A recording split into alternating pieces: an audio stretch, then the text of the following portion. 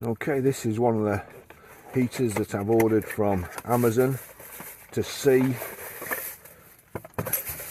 if it can be used in the Citroen Ami. I've got to say it appears to be quite a neat little thing. Let's just see if we can get it working.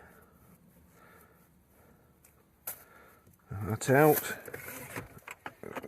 That into the box there, and then what have we got? We've got,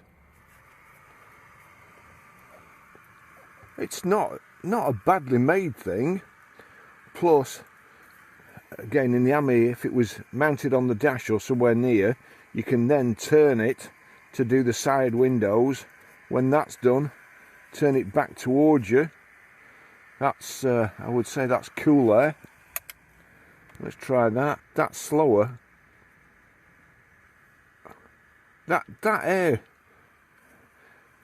Some of the reviews for this have been awful, I've got to say. But that air seems quite warm. The trouble is, you can't trust reviews these days. People, it just seems to be everybody wants to moan about something, and their expectations are too high.